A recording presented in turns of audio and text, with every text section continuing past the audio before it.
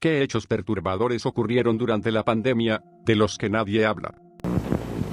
Abuso infantil, cuando las escuelas estaban cerradas. Y abuso doméstico. Esa era mi situación y siempre es incómodo cuando la gente habla de cómo pasó la cuarentena. Las personas que estaban en cuarentena con sus abusadores. No todos lo lograron. En Maine, durante la pandemia, más de 10 niños murieron a causa del abuso y la negligencia porque el DHHS trabajaba desde casa y no entraba en las casas de las personas ni hacía un seguimiento de los informes.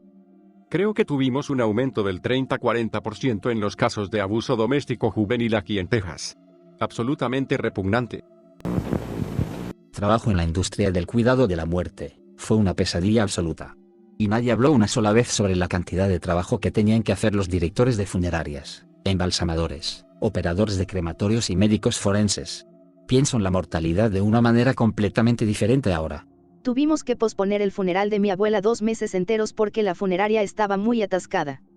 Mi primo murió hace casi 3 años y todavía no ha tenido un funeral. Entre otros miembros de la familia que mueren, se enferman, los disturbios civiles en la ciudad, etc. Creo que en este punto su padre ha renunciado a tener uno. Todas las mascotas se compraron para que las personas no se sintieran solas solo para ser arrojadas y desechadas como basura cuando pudieran volver a salir. Además, una gran cantidad de mascotas ruidosas, como los loros, fueron abandonadas una vez que las personas estaban lo suficientemente en casa como para escucharlas. No poder estar con los enfermos y moribundos en sus últimos días. Nada que ver con el virus. Solo gente mayor. No poder enterrar a sus familiares con los servicios adecuados debido a las restricciones. Son tiempos que no volverán. Perdí a mi madre la semana del primer encierro. Sin entierro. Sin servicio. No hay manera de procesar o negociar. Todavía estoy pasando por algunos sentimientos difíciles. En Sudáfrica, hubo algunas personas que fueron golpeadas hasta la muerte por la policía que hacía cumplir las restricciones de confinamiento. Estamos hablando de personas que viven en chozas literales y cuyos hijos se morían de hambre porque no podían ir a trabajar y ganar dinero. ¿Cuántas personas recayeron? La mayoría del público piensa en los adictos como las personas que están en las calles, robando y vendiéndose por droga. Hay muchos más adictos en funcionamiento que viven y trabajan a tu lado de lo que crees. Los que no han hecho daño a nadie, pero solo tienen traumas o problemas de salud mental que no saben de qué otra manera lidiar. Los que no querían que el estigma negativo del drogadicto nos siguiera toda la vida, así que mejoramos sin rehabilitación. Los que lucharon en silencio porque sabíamos que no podíamos relacionarnos con las personas en la mayoría de los tratamientos de adicción. Nuestros amigos cercanos y familiares ni siquiera sabían que debían controlarnos porque nunca lo hicimos público. Todos y cada uno de esos amigos que hice con esta lucha común han recaído desde que comenzó el COVID. La mayoría de los senadores vendieron acciones masivas antes de cerrar el país. Desde entonces, ha habido un fraude desenfrenado en los mercados financieros y una riqueza insondable robada a la gente. En el hospital, nuestra necesidad sobrecargó nuestra capacidad de proporcionar oxígeno. Nos dijeron que destetáramos a los más enfermos porque de todos modos no sobrevivirían. Tuvimos que tener paneles de ética sobre a quién intubar porque no teníamos respiradores. Perdimos paciente tras paciente. Estaban solos. Tuve que usar guantes y equipo de protección personal para no tocar sus manos. Escuché a tantos padres, hijos y cónyuges gritar, llorar y rogar. Al principio estaba en video, en el medio en la sala de espera y al final estaban ahí. Codifiqué a un joven de 22 años durante 2 horas. Aún así murió. Nos acusaron de matar gente porque no dimos ivermectina. La gente me suplicaba que no los dejara morir y yo mentí y dije que estaría bien. Presencié testamentos, escuché últimas palabras, dije oraciones que no creía. Perdí compañeros de trabajo y amigos. Desarrollé un miedo profundo a 2 habitaciones. Vi una señal de advertencia que usamos durante COVID y casi entré en pánico. Las cargas literales de camiones de cadáveres en Nueva York porque las morgues estaban llenas. Me ofrecí como voluntario durante la semana pico en un hospital público de Brooklyn. El sótano estaba inundado de cadáveres. Los ascensores se paraban constantemente debido al transporte de cadáveres. Varios pasillos tenían pacientes y camas desbordadas y más cadáveres. Las enfermeras seguían jugando al rey del castillo, los médicos estaban furiosos o exhaustos, los departamentos de equipos atesoraban las máquinas necesarias para fines de semana enteros porque nadie quería ese turno. Era un caos herméticamente cerrado. Qué poco preparadas están nuestras agencias gubernamentales y la gente en general para manejar una situación de crisis. Esto incluye al gobierno que estaba matando gente. El gobernador de Nueva York envió pacientes con COVID a hogares de ancianos, eliminando hogares de ancianos completos una y otra vez porque, por supuesto, el COVID se propagó dentro del hogar de ancianos. Es como si estuviera tratando intencionalmente de matar a todos los enfermos y débiles del estado. Muchos miles de personas seguirían vivas si no fuera por él. De alguna manera, el gobernador de Nueva York consiguió un pase en esto. Como todo se siente fracturado de alguna manera inexplicable ahora. El mundo se sienta un suspiro de caerse en un momento dado y nos está pesando a todos los días. La moral de la humanidad ha caído. Puedes sentirlo donde quiera que vayas. La gente no sonríe tanto. Ya nadie se siente cómodo en algún nivel. Ha impactado la psique colectiva. Es como si todos estuviéramos en un apretón masivo perpetuo de nuestras nalgas y demasiado asustados para soltarlo. Parece que ahora también nos estamos aferrando a las cosas que nos ayudan a escapar de la realidad un poco más fervientemente. Extraño la década de 1990 y la era de las .com. Era una época de optimismo. La gente estaba emocionada por el futuro. Ahora el futuro solo está lleno de pavor y una larga lista de cosas horribles por venir. De repente se encontró alojamiento para los vagabundos, pero en cuanto acabaron los confinamientos, desaparecieron. Esto exactamente. Mi madre no tenía hogar durante los cierres. Se instaló en un hotel, consiguió tarjetas de regalo para ayudar con la alimentación, la agilizaron en el sistema para conseguir vivienda asistida e ingresos. Después de que terminó el encierro, ella estaba de vuelta en las calles. Los refugios para personas sin hogar no funcionaban correctamente por miedo al COVID y estaban llenos debido a que limitaban su capacidad para el distanciamiento social. No pudo ponerse en contacto con ninguna ayuda después de eso. No más tarjetas de regalo de comida, no más nada asistido. Ese rayo de esperanza de que las personas sin hogar finalmente recibieran ayuda se fue por el desagüe. La gran cantidad de niños que perdieron a un padre o cuidador. Sus vidas han cambiado para siempre y los impactarán en las próximas décadas. La Academia Estadounidense de Pediatría estimó que ese número era de 140.000, y el estudio concluyó con datos antes del aumento de Delta. Como alguien que perdió a un padre cuando era niño, esto me entristece profundamente. Era un joven de 17 años que perdió a uno de sus padres por esto y puedo confirmarlo. El trauma de que mueran es casi tan terrible como el trauma de tener que verlos morir. Habrá muchos niños diagnosticados con síndrome postraumático después de esto, eso es una garantía. La forma en que se trataba a los ancianos en las residencias de ancianos y asilos. Mi abuela, a la edad de 93 años, finalmente se dio cuenta de que ya no podía vivir sola. Hizo arreglos para mudarse a una instalación y su fecha de mudanza fue el día después de que el Estado ordenara el cierre de los hogares de ancianos. La mudamos, arreglamos sus cosas y no se nos permitió regresar al edificio durante 4 meses. Estaba encerrada en su apartamento de 150 metros cuadrados sin contacto humano cara a cara aparte del personal. A los residentes se les permitió salir para citas con proveedores de atención médica y poco más. Tuvo suerte de tener un balcón al que podíamos gritar si íbamos a visitar. Pero, ¿el truco de Romeo y Julieta es realmente una visita? Durante el segundo mes del encierro empezó a recibir visitas extrañas. Personas que estaban ahí un minuto y se fueron al siguiente. Esta no es una historia de fantasmas, ella estaba alucinando. Estaba tan hambrienta de contacto humano que lo imaginó. Y sabía muy bien que sus visitantes eran alucinaciones. Mi mamá se acercó al personal de la instalación y respondieron que estaban al tanto y que mi abuela no era la única que alucinaba a los visitantes. El efecto de este aislamiento fue su pérdida de movilidad. No se le permitía salir de su apartamento. Ni siquiera para caminar por los pasillos que estaban detrás de puertas cerradas. Así que cualquier movimiento o ejercicio tenía que hacerse en su apartamento lleno de muebles que no podíamos reorganizar ni quitar.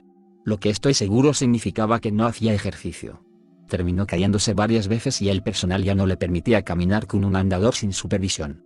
Y dado que el personal estaba tan repartido entre todos los demás residentes, eso significaba que estaba confinada a una silla de ruedas. Finalmente, las restricciones disminuyeron.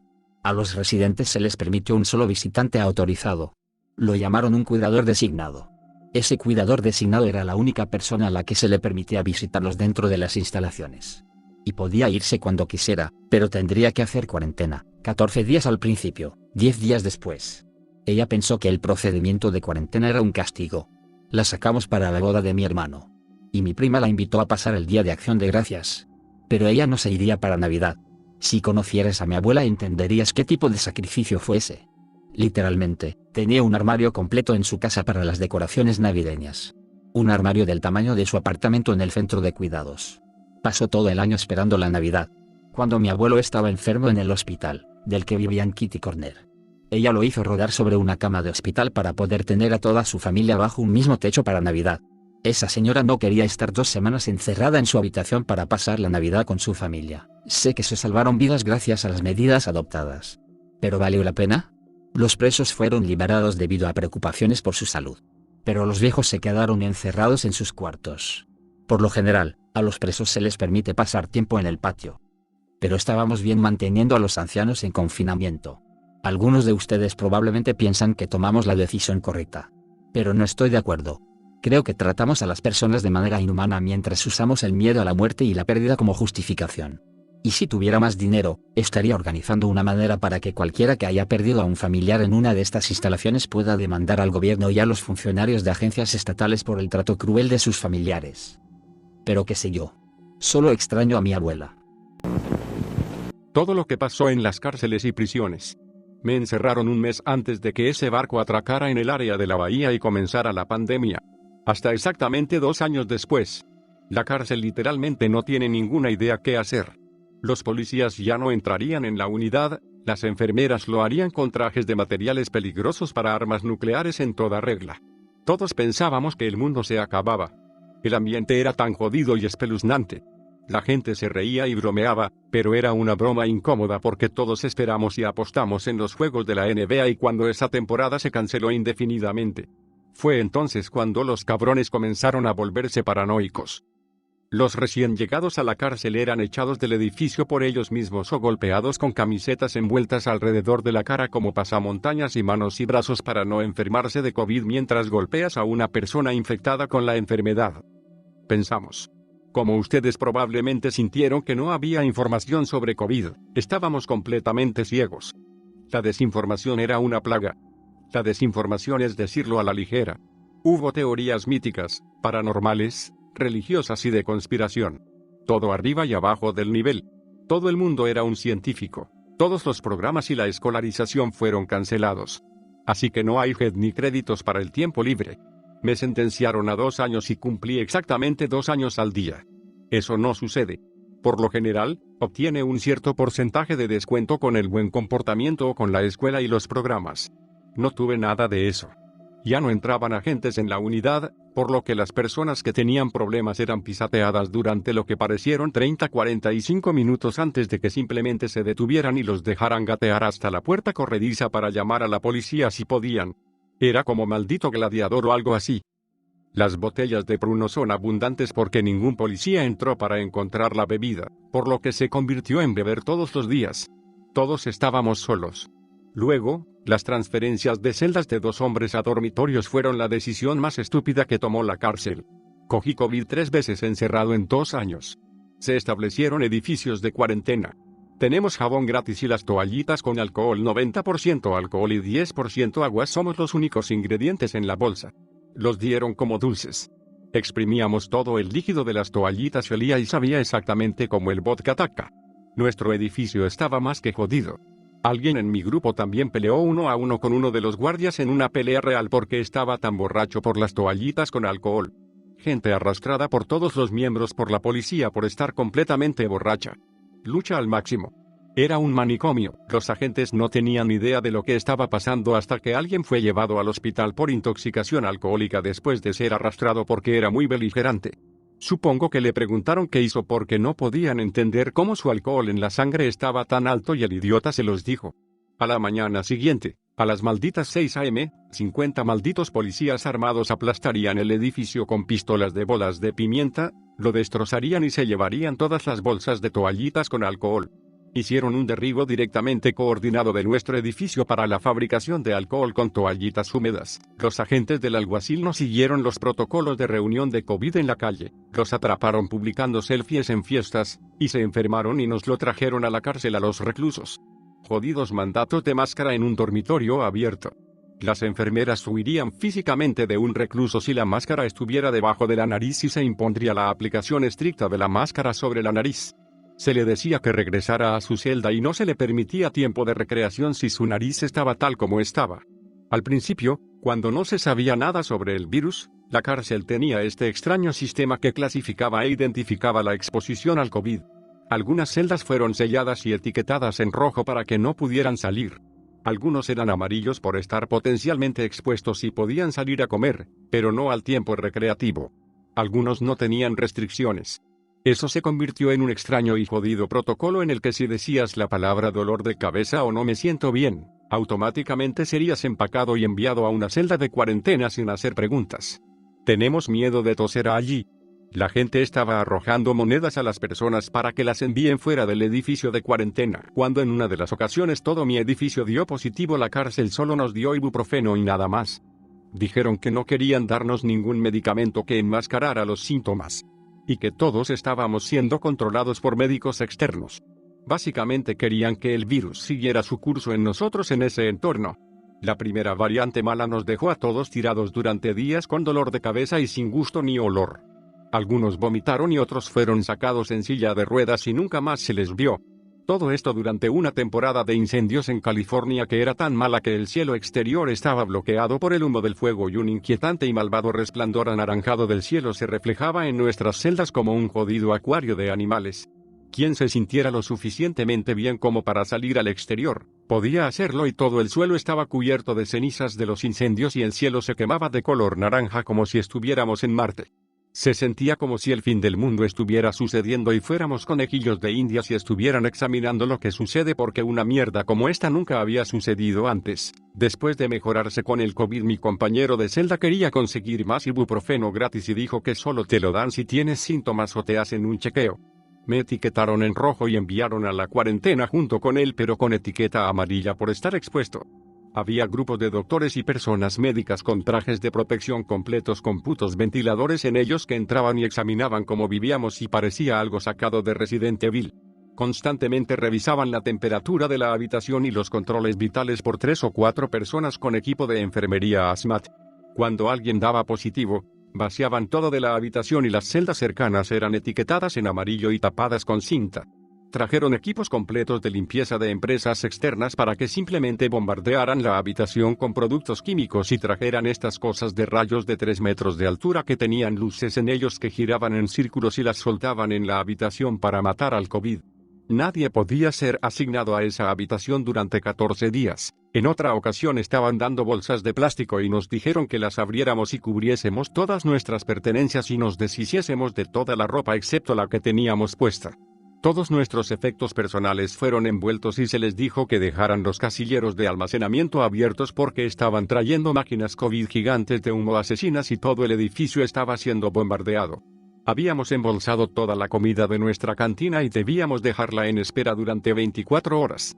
Luego caminamos a un edificio bombardeado ya preparado y desinfectado con todas las puertas selladas y todo el flujo de aire cortado para tomar duchas individuales uno por uno con un jabón especial que nos dieron y para deshacernos de la ropa vieja y cambiarnos por ropa recién lavada. Esa mierda tomó meses. Regresamos a nuestro edificio, hay este extraño residuo de talco sobre todo y la policía nos dijo que era seguro y que no nos preocupáramos. He escrito muchas cosas, pero eso no cubre ni de cerca todas las cosas locas, tontas e increíbles que le sucedieron a la cárcel y cómo transcurrió la vida allí cuando llegó el COVID. Todas las prisiones estaban cerradas y no aceptaban nuevos reclusos. Perdí el último autobús para una cita en la corte, así que me vi obligado a permanecer en el condado y cuando finalmente llegué a la prisión para terminar mi sentencia, la histeria general había terminado. Estuve mucho en la cárcel y esa mierda fue una mierda de zona desconocida y fue el momento más inquietante que he tenido. Fue espeluznante.